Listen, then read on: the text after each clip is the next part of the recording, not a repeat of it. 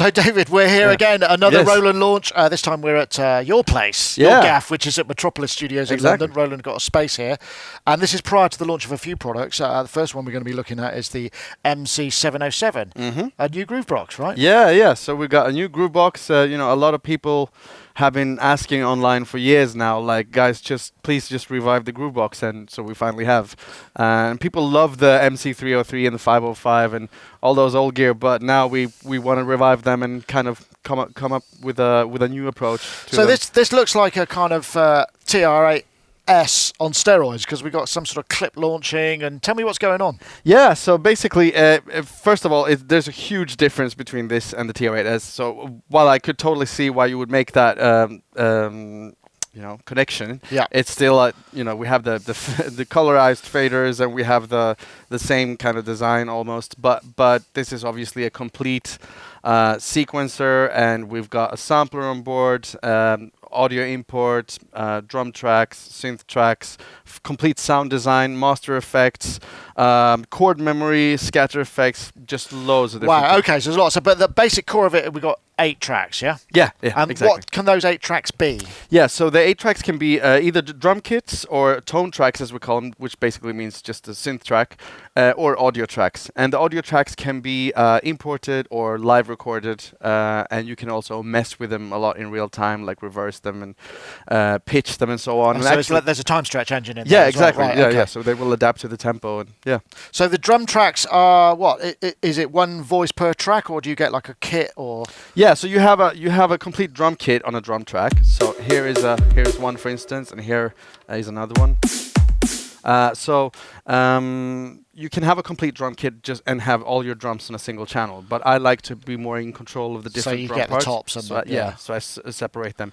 But so I can we can have a look at the sequencer here. So this is a very simple drum track. So there's my kick. Oh, so it just shows the active note. Right, yeah. Okay, yeah. Okay, that makes a lot of sense. And I can just hit the snare, and now we have the snares. And you can punch them in step, or presumably you can real-time record them, right? Yeah, absolutely. You can just go into real-time record here, and I can, let's say I want to clear all the rides, I'm going to do that. And then just turn quantize on, for instance. And now this is my current track, and then I can... Right, and you've got a 16-step length there, but presumably there could be more than that, right? Yeah, absolutely. You can just go up to 128 steps. You can change the scaling. You can have it in 8th notes or 16th notes and so on. All right, okay.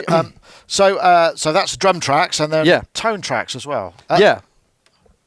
Before I go to the drum tracks, are they sample based? So you can switch out your own ones, and it comes with your own absolutely. kits? You can import any samples you want for the drums, and there's loads of internal ones that it comes with as well. Right. Okay. Yeah. So then tone tracks, which is more the synth engine, right? Yeah, exactly. Here is so here, for instance, we have the bass. And here we have another bass, or kind of mid kind of thing. And this is actually our new step LFO we have here. So we have a quite complex step LFO that allows you to not only make step values, but actually with different curves and stuff. So interesting. Similar to what you see in a lot of softwares with different and this is a fully featured synth engine. So there's a synth in here. Yeah. And what's that based on, or does it have any relatives? Or? Well, actually, it's a very new synth engine we have, and its closest relative, funnily enough, is the AX Edge, the keytar. Oh right, okay, yeah, because that's quite complex. I remember there's quite a lot going on with that. Right, okay. Yes. Is there a limitation on voices? These presumably are mono tracks, but you can we've got 64 voices in total. Yeah. Okay. And you were talking about sound design. I can, for instance, this filter blob sound, as I call them.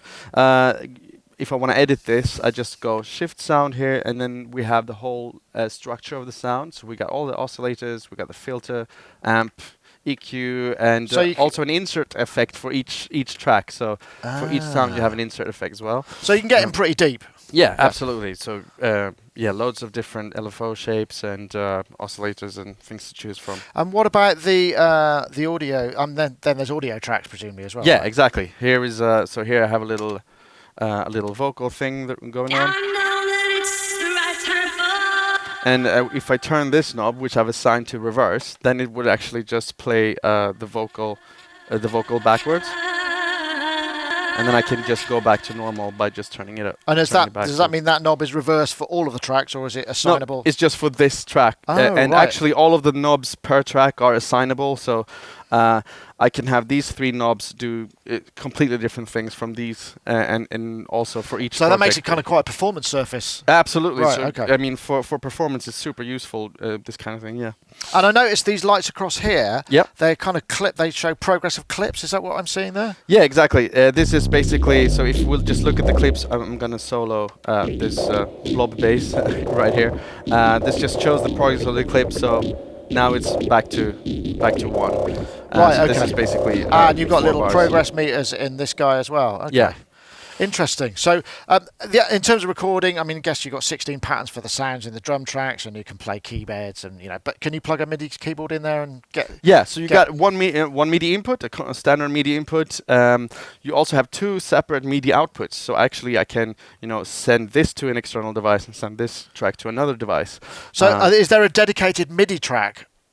Or is it? No, this would be part of the 8 tracks. Right. Okay. Yeah, so but you can set. So basically, what you do is you take a track and then you switch the MIDI outputs on or off per track. So you can say this is just internal. This goes out of MIDI 1. This goes out of both MIDI outputs, and so on. So I mean, we're kind of getting into the kind of Groove workstation that can work with a lot of gear. And I know it's also on this. We're just listening to this over USB. Yeah. Into the is it MX1 here? Yeah. So this going into our MX1 mixer there with a USB connection. So for those who don't know, the MX1 has an interface called Aira Link, which allows you to hook up Aira and loads of other Roland products via a single USB cable, and then you get MIDI audio and everything both ways as well. Right. Through that in terms of the audio outputs, we've actually got more than, because that'll take the mix out. But then there's what else? Can we have a look? Yeah, there's a stereo. There's a stereo assignable output here.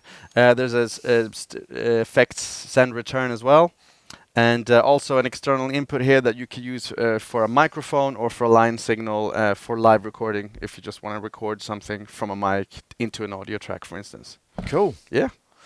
So, I mean, I'm guessing this is. The idea behind this is. I mean, I suppose you could hook this up with a TR-8S as well to have a full large. Can you hook more than one up together and have, like, say, multiple tracks? Because I don't know. Is there a limitation to the number of kinds of tracks? So could you have all of them be audio tracks? Yeah, you can have any track type on any channel you want. So you can have 8 audio tracks, 8 drum tracks, any configuration you wish. So you could essentially use it almost like a multi-track playback for a particular tune. Yeah. Is that all stored on SD cards? I mean, is there... Yeah, so the projects are stored on SD cards as project files, and then you have about 6 to 8 minutes of sample memory per project. So also, I would like to show you something really cool with a sequencer. So here I have a little step sequence using this kind of bleepy sound there.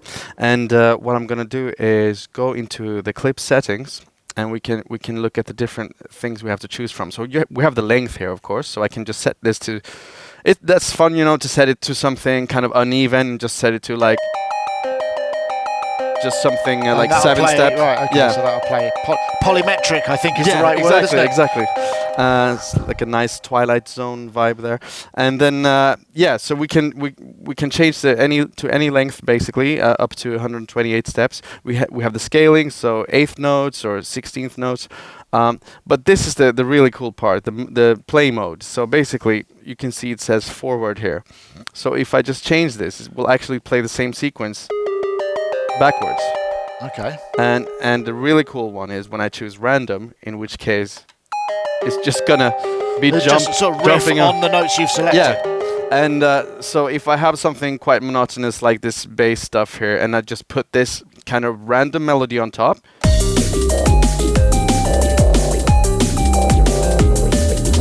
so it sounds like I've made something really elaborate, when in fact I just put in a bunch of notes and I just switched to random mode, and now... And will that work on polyphonic tracks as well? Can you have it randomized chords? Yes, it will. Okay, that's really interesting.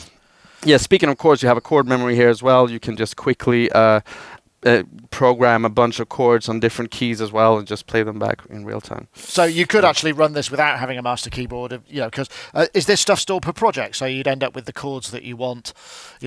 All of these settings are saved in your project. We also have a nice master effect here for further kind of live performance stuff, which I was playing here in the beginning. So if I just play the beat again, I have, this is a kind of famous Roland effect by now. It's quite old actually. The DJ effects looper, which will just create short loops and then pitch them. And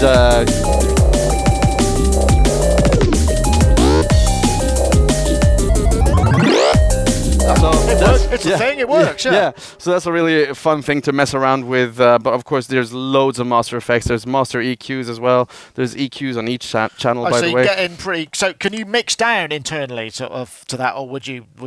You can actually record from the internal tracks into an audio track. Resample, so you can resample. Yeah, exactly. Ah, that's neat. And I can see the scatter button. Yeah, so the scatter effect is something we've had on a whole bunch of products, which basically is a time-based kind of effect that does glitchy rhythmical things.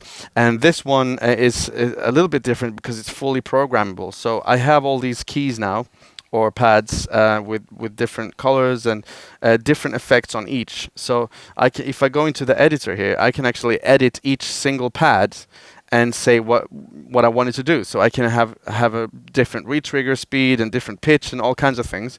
And then when I play the beat again, I can.